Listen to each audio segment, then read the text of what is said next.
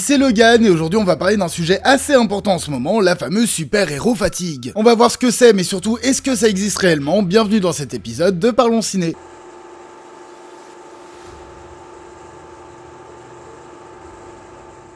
Depuis quelques années maintenant, on entend parler de la super-héros fatigue, mais alors qu'est-ce que c'est? C'est un terme qu'on a vu fleurir sur les réseaux sociaux pour parler du fait que ces dernières années, on s'en fout un peu plus du genre héroïque, non? Et c'est sûr qu'il y a une grosse différence avec l'époque, que ça soit au niveau du box-office, des vues des trailers sur YouTube, des critiques, etc. Mais en vrai, oui et non. Car quand on parle de ça, on parle de deux univers bien distincts, le Marvel Cinematic Universe et le feu DC Extended Universe. D'un côté, l'univers DC est un univers malade depuis des années qui n'aura finalement jamais su s'il voulait être sérieux ou comique. Car après des débuts jugés trop sombres, ils ont essayé d'adapter la sauce Marvel qui fonctionnait bien à l'époque avec des films plus colorés et tout public. Mais on sent que ça a pas plu aux fans, ça se voit sur le box-office et on est loin de la grandeur de DC des débuts. On repart donc à zéro avec James Gunn et Peter Safran, et là on aurait pu parler de super-héros fatigue pour DC, bah à nouveau non. Parce que le film Superman de James Gunn, il est craint au vu de comment ça s'est fini la dernière fois, mais il est surtout très attendu et sera sans aucun doute l'un des plus grands succès au box-office l'année prochaine. Donc ouais, clairement un gros désintérêt des derniers projets de DC, mais c'est quelque chose d'assez éphémère, car bien évidemment ça va repartir avec le nouvel univers. Du côté de Marvel, depuis ses débuts, ça aura su être un énorme succès auprès des fans. Et ce, jusqu'en 2019, avec la fin de la phase 3 et de la saga de l'infini. Car après, ça se casse la gueule, niveau critique et souvent box-office aussi. Et là, on va pas forcément parler de super-héros fatigue, mais plutôt de flemme. Parce qu'on a deux teams qui se forment, et les deux ont la flemme. D'un côté, les fans de la première heure, ceux qui ont grandi avec le MCU, qui ont aimé cet univers comme jamais, qui étaient au bout de leur vie avec Infinity War et Endgame. Il y a une flemme d'aller au cinéma pour voir des films dont on n'a plus grand chose à faire, et de se dire que c'est toujours la même chose en sortant. Elle est loin l'époque grandiose de Marvel. Et pour les nouveaux venus dans l'univers, il faut maintenant regarder, pour bien faire les choses, 34 films et 11 séries. Et encore, là ce n'est que pour le strict minimum du MCU, donc en ne comptant pas les séries pré-Disney+,